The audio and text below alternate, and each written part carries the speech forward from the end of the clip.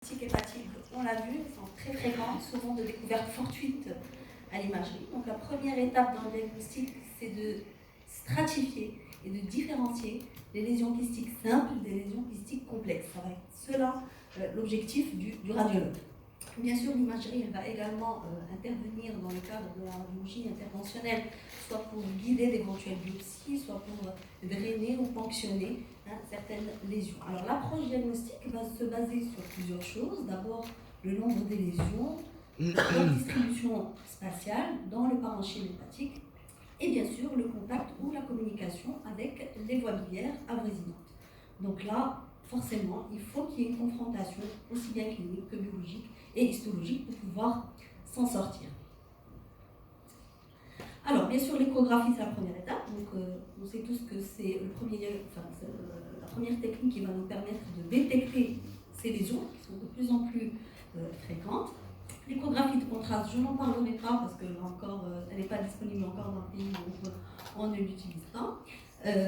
En seconde intention, bien sûr, il y a l'IRM qui a quand même une résolution supérieure pour analyser l'ensemble des éléments qui vont nous permettre d'orienter le diagnostic, notamment donc, la présence de cloison, le contenu du kit, sa paroi, son rehaussement et ses rapports avec les voies biliaires. Cette IRM devrait bien sûr avoir donc, un protocole standard.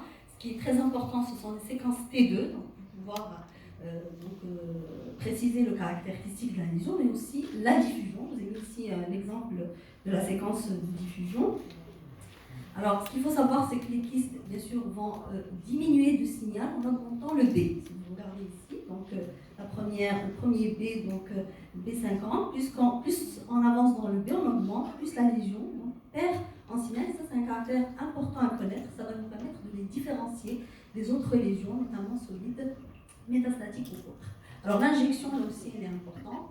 Il faut s'aider des séquences de soustraction pour pouvoir rechercher un petit rehaussement dans la lésion.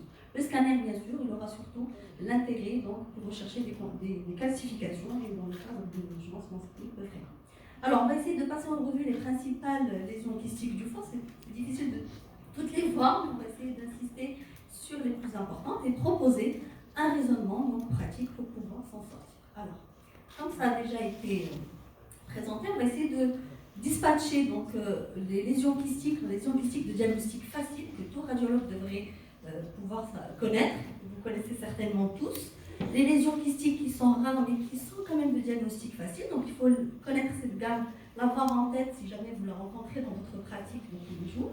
Les lésions kystiques de diagnostic difficile, et là bien sûr on n'a pas le choix, on va s'aider donc de la littérature généralement pour s'en sortir, et puis les lésions un peu exceptionnelles qu'on va rencontrer peut-être une fois dans sa pratique. Alors, on va commencer par les lésions kystiques de diagnostic facile. Alors, je les ai scindées en deux. Donc, il y a les lésions qui vont apparaître dans un contexte complètement asymptomatique. Pas de contexte particulier, patient asymptomatique, généralement des jeunes femmes. Et puis, on va voir les autres devant un contexte clinique orientatif. C'est pas à vous de jouer, parce que vous avez déjà fait le prérequis avec Dr Sipal. Alors, voilà les images. Qu'est-ce que vous en pensez? Allez, on va se réveiller un petit peu. Oui, voilà, c'est simple. Donc, c'est un kyste biliaire. Voilà. Donc là, kyste biliaire, c'est un terme qui est un petit peu faux aujourd'hui parce que le contenu du kyste, en fait, il n'est pas du tout biliaire. C'est un kyste qui a composante séreuse. C'est exactement comme le kyste rénal qu'on a l'habitude de voir chez le patient âgé. Donc, on va les appeler kystes simples du foie. Alors, ils sont simples. Ils ont un aspect qui est typique. Vous avez donc cet aspect anéchogène avec renforcement postérieur donc pour les jeunes. D'accord, donc très fréquent. Donc les bords qui sont nets, légèrement fractueux, pas de parois propres. Donc on peut être amené à compléter l'échographie qui est généralement suffisante à ce stade, surtout quand on a un kyste qui est augmenté de volume, qui est compressif ou qui est compliqué. Donc les signes négatifs, c'est qu'on ne voit pas de parois. Il n'y a aucune cloison ni végétation endokystique dans cette lésion. Alors l'aspect donc scanographique, vous reconnaissez hypodense, en IRM, hypo T1, hyper T2, bien sûr, sans rehaussement. Alors il se trouve que ce kyste biliaire peut être atypique, soit par la présence de nodulation donc à l'intérieur, soit par un épaississement pariétal, localisé, ou diffus, soit donc par la présence d'un sédiment ou par une hémorragie intrakystique qui va faire de ce kyste qui va devenir complexe et qu'on va bien sûr devoir compléter par un autre examen, donc soit scanner, soit IRM, bien sûr privilégier l'IRM à chaque fois possible, comme on l'a vu, parce qu'elle est supérieure pour détecter les sédiments, pour détecter les hémorragies intrakystiques qu'on va voir au sein du kyste. Alors, deuxième diagnostic simple de lésion kystique, bien sûr, c'est la polykystose, soit hépatorénale, soit kystique hépatique pure, d'accord, comme vous voyez là, vous avez des exemples, on a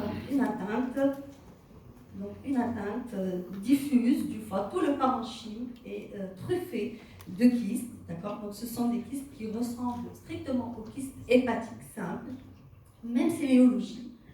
Donc là, le rein peut être également touché, c'est de nombreux kystes qui va toucher essentiellement le sujet âgé, rarement chez le sujet jeune. Et là encore, les mêmes complications qu'on a vues pour le kyste simple vont se voir, donc notamment les sédiments, l'épaississement, la surinfection ou bien sûr l'hémorragie intrakystique. Troisième diagnostic simple pour les radiologues marocains. Donc le contexte est différent, bien sûr c'est le kyste hydatique, donc le kyste hydatique on connaît très bien, donc le développement dans le foie de la larve d'Echinococcus, on connaît les différents stades de classification de Revie que nos jeunes doivent connaître par cœur. Alors bien sûr, le problème diagnostique différentiel c'est le kyste hydatique type 1 qui va se poser avec le kyste biliaire, et là il faut absolument chercher cette paroi du kyste. Bien sûr, le contenu peut être également finement écogène, c'est ce qu'on appelle le stable hydatique, on ne doit pas bien sûr détourner le diagnostic, et surtout, généralement, le kyste type 1, il est sous tension, il est vraiment bien arrondi, tracé au compas, contrairement à celui qu'on a vu du kyste biliaire qui est en fracture. Cherchez les signes pathognomoniques qui vont vous orienter, notamment le décollement de membrane, ventroligère qu'on va voir à l'intérieur du kyste, même dans le type 4 qui est hétérogène, qui est décrit comme étant pseudo-tumoral. Il faut chercher ces petites spirales, ces petites membranes ondulées à l'intérieur. Si vous les avez, c'est vraiment un élément qui va vous orienter vers le kyste hydatique. Vous n'avez pas besoin d'aller plus loin. Alors on peut aller plus loin quand vraiment on a un doute, quand vraiment c'est gros et que le chirurgien a besoin d'une cartographie lésionnelle avant d'opérer le patient. Alors, dans notre contexte, peut-être qu'on dit que le multivésiculaire également, il est typique. On mettra ça entre guillemets parce qu'on va voir qu'il y a d'autres lésions qui vont être multivésiculaires et qui peuvent justement poser un problème de diagnostic différentiel. Et là, on va être amené, bien sûr, à compléter les cloisons. Là, vous avez donc un aspect multivésiculaire typique avec les cloisons en hyposignal T2 qu'on voit très bien qui correspondent à la membrane interne. Donc, on a vu les lésions de diagnostic facile, asymptomatiques. Vous les connaissez tous. On va passer quand on a un contexte clinique orientateur. Là aussi, c'est facile. Quand la clinique est parlante, on n'a pas besoin, d'accord, de plus. C'est très bien. Dans un contexte infectieux, vous avez des lésions intrahépatiques qui sont kystiques. Bien sûr, c'est l'abcès hépatique. Alors, il faut savoir qu'on a deux phases. Il y a la phase présuppurative, où on va avoir un aspect peut-être pas complètement kystique, c'est légèrement échogène, c'est un petit peu déroutant, il n'y a pas de vascularisation, sauf peut-être en périphérie où la paroi est un petit peu inflammée. D'accord. Plus on avance vers la phase suppurative, là, l'abcès va vraiment se collecter, et c'est sur cette phase, si on veut intervenir, sanctionner ou pour drainer, il ne faut surtout pas le faire à ce stade, vous n'aurez rien du tout, il faut le faire au stade de collection, et là on peut très bien mettre un drain pour soulager le patient et donc traiter cet abcès. L'abcès, donc l'échographie peut être complétée notamment donc, par un scanner pour rechercher donc, cette paroi qui est épaissie. On peut avoir de l'air à l'intérieur de l'abcès, notamment quand on a une surinfection avec des germes anaérobies. Donc là, diagnostic facile par le contexte. Un autre exemple, on a été amené à faire une IRM, ça c'était surtout pour une recherche étiologique chez une jeune patiente qui avait été cholécystectomisée quelques temps avant et qui était très mal au point, qui avait fait une fièvre associée. Donc sur l'échographie, on avait suspecté des lésions. On a confirmé à l'IRM avec une sténose de la voie biliaire qui était compliquée d'un calcul. Donc là, le contexte, encore une fois, est fort oriental. Contexte post-opératoire.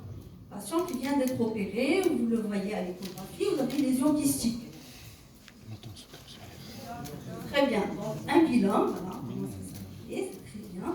Donc, les bilomes en post-opératoire, c'est bon, ça va généralement lié à une rupture donc, du système biliaire, la voie biliaire lors donc, du geste. Ça peut être également spontané, c'est exceptionnel. Donc ça peut être intra ou extra-hépatique. Comme vous voyez ici, donc, on a des bilomes qui sont plutôt en sous-capsulaire avec des penchements péritonéal. Là aussi, c'est une collection sous-capsulaire post-opératoire, donc c'était à 15 jours après une cholécystéctomie. Un autre exemple, où vraiment c'est une volumineuse lésion kystique communiquante avec la voie biliaire, donc en post-opératoire. Il n'y a pas d'autre diagnostic que le bilome dans ce cas-là. Alors, le contexte traumatique.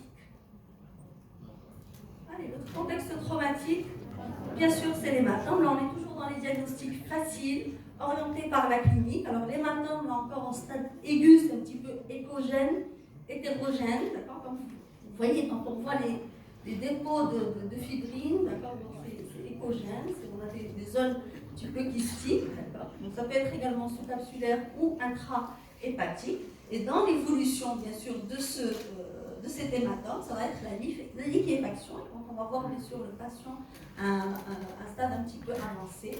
Là, ça posera plus de problèmes parce qu'on va toujours aller chercher le contexte traumatique dans les antécédents. Il n'y a pas que le traumatisme, mais aussi les hématomes qui peuvent se voir de façon spontanée. Quand vous avez un hématome spontané sur un foie, il faut chercher une lésion sous-jacente, donc généralement une tumeur. Les adénomes, ça saigne beaucoup, donc Madame Vassal l'a déjà dit. Les angiomes également, donc il faut chercher une lésion. Les tumeurs, bien entendu, malignes peuvent également saigner. Alors, dans un contexte néoplasique, vous faites votre échographie, vous recherchez, vous tombez sur des lésions kystiques. Ça, c'est quand même un peu plus embêtant, parce que quand on a un contexte néoplasique, il va falloir faire la part entre ce qui est tumoral et ce qui est kystique bénin qu'on a vu tout à l'heure. Alors, qu'est-ce que vous en pensez? Comment est-ce qu'on va s'en sortir?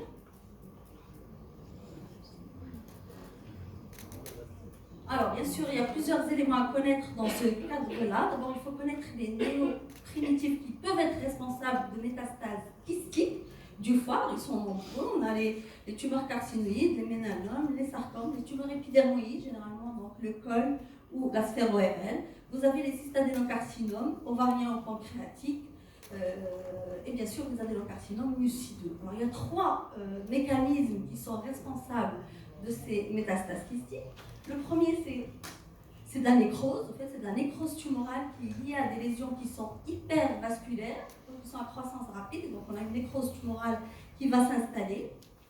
Soit alors, c'est lié à un traitement systémique qui a déjà été instauré. Ça peut être de la chimioembolisation, ça peut être de la radiofréquence. Donc, ça peut être les anti-angiogéniques qui vont être responsables d'une nécrose et qui signent en fait une bonne réponse thérapeutique, ou bien ça peut être la production de mucine. Généralement, ce sont les carcinomes mucineux, soit du côlon, soit de l'ovaire, qui vont donc sécréter du mucus et qui vont donner justement des métastases qui sont là encore kystiques.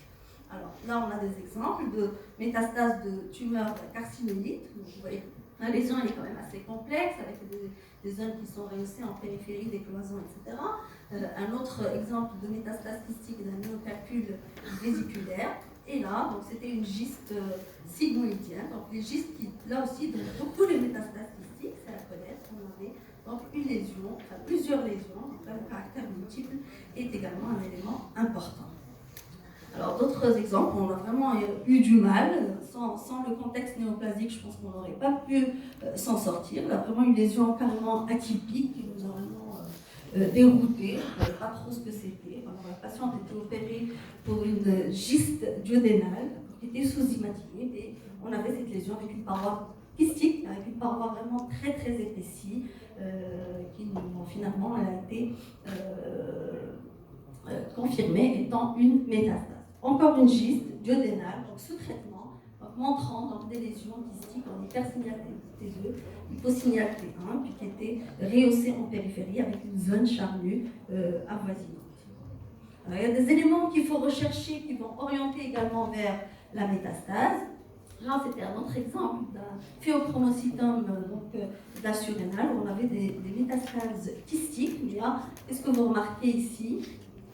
Voilà, on a des niveaux liquides, des tumeurs qui ont saigné. On avait donc le caractère multiple, on avait aussi la lésion primitive qui avait récidivé, qui était énorme, volumineuse, puis on avait toutes ces lésions kystiques avec une hémorragie intracystique, un élément en faveur des métastases. Donc vous avez quand on n'a pas de contexte néoplasique, il faut chercher certains éléments. D'abord, le caractère multiple doit orienter la coexistence de lésions d'âge différents. Donc, on peut avoir des lésions kystiques, mais aussi des lésions solides, des lésions mixtes. Quand elles sont là toutes, ça va nous orienter. Chercher le rehaussement de la paroi des cloisons qui peuvent être épaisses et irrégulières, les nodules neuraux quand elles sont bien sûr rehaussées. Et comme je dis, donc l'exemple ici présent, donc de l'hémorragie et des niveaux liquides qui doivent orienter. Alors, peut-être trois éléments importants, ou deux éléments importants. L'hypersignal T2 de la métastase, il est différent de l'hypersignal T2 du kyste simple. Le kyste simple, on l'a vu tout à l'heure, on a la diminution de l'hypersignal sur les différents B. Sachez que dans la métastase, on a dit l'hypersignal va être le même, sinon il va augmenter, d'accord, dans les différents B. Et puis la diffusion, bien sûr, la restriction de l'ABC, il faut la chercher, et c'est un élément qui va vous orienter vers le diagnostic.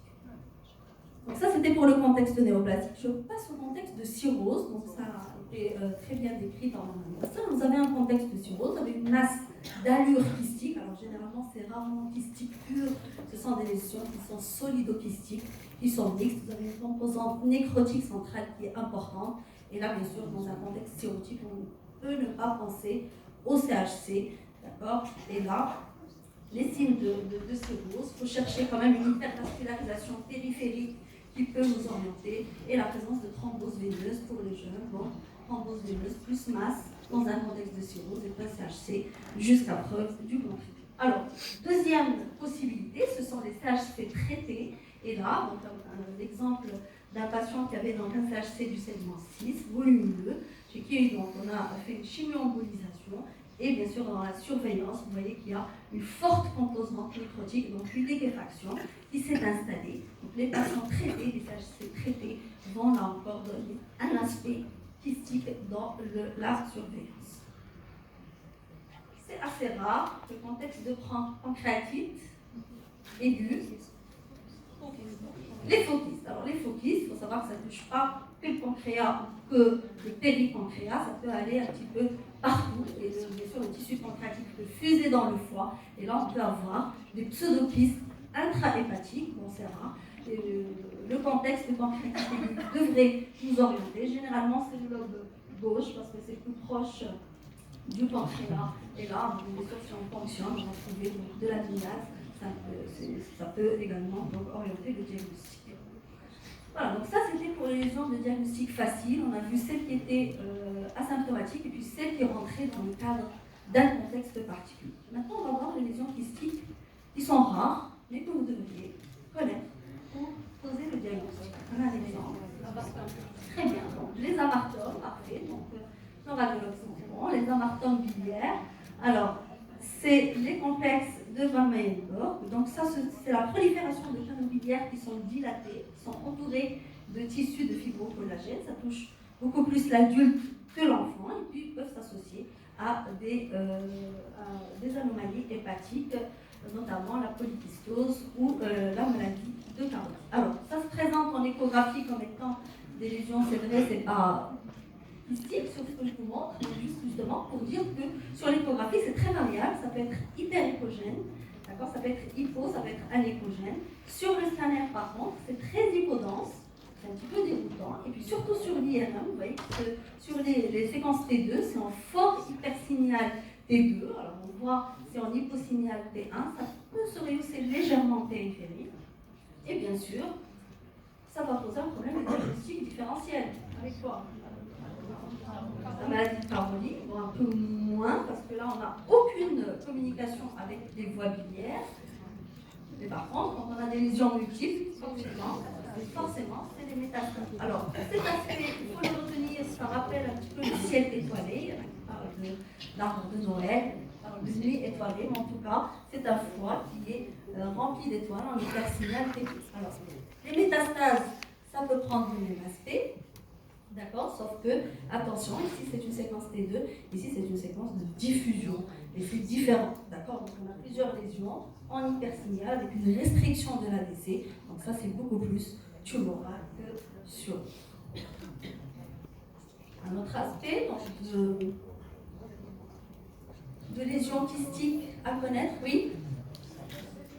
Très bien, parfait. Donc c'est exactement ça. C'est un kyste à revêtement cilié. Ça aussi, c'est une entité que les radiologues devraient connaître. Donc c'est une lésion qui est kystique et bénigne et rare. C'est une anomalie oncologique qui est souvent asymptomatique. Alors quelques éléments à retenir pour cette lésion, c'est que généralement elle est située dans le segment 4. Elle est unique et de petite taille. Donc elle est localisée en sous-capsulaire. Et puis elle a un contenu qui est variable, donc on a de la mucine, on peut avoir du cholestérol, un peu de calcium, donc quelques calcifications dedans. Alors ce qu'il faut savoir, c'est que ça donne une lésion à double composante. On a une composante qui est supérieure, qui est franchement kystique, et puis une autre qui est plus inférieure, qui correspond à un sédiment, qui peut être légèrement calcique. Donc on décline, vous visualisez ici sur le scanner ou sur l'IRM, donc on va voir qu'il y a deux composantes, je ne sais pas si ça passe correctement, mais on a un hypersignal franc à la partie supérieure et puis un signal un petit peu intermédiaire à la partie inférieure de la lésion. Et là, si vous faites le diagnostic, il faut surveiller le patient, qu'il n'y a pas lieu. Enfin, il y en a qui disent qu'il faut opérer, s'il y a un risque de dégénérescence, mais c'est exceptionnel dans ce cadre-là. Un autre diagnostic à connaître. Notre ami en a parlé tout à l'heure. Très bien, c'est la maladie de Karouli. Alors effectivement, ce sont des lésions kystiques. qu'on va déterminer à l'échographie. Alors regardez ce petit point que vous voyez là. Donc ça c'est le dot sign. Ce sont les petites branches portales qui sont entourées de voies biliaires intrahépatiques qui sont dilatées. Donc là, bien sûr, on est obligé de passer par l'IRM, parce que c'est le seul examen qui va nous permettre de justement établir cette continuité entre la lésion kystique et les voies biliaires intrahépatiques dilatées. Sachez que la maladie de Karouli peut se compliquer également de calcul intrahépatique, c'est assez fréquent, parfois c'est le mode de révélation. Et bien sûr, il y a le risque de dégénérescence en cholangiocarcinome. Voilà, donc, sur l'IRM, donc on a ces lésions à caractère kystique avec toujours cette petite branche portale qu'on appelle le dot sign et la dilatation donc, qui accompagne des voies biliaires intrahépatiques. Donc les lésions kystiques rares, de diagnostic facile.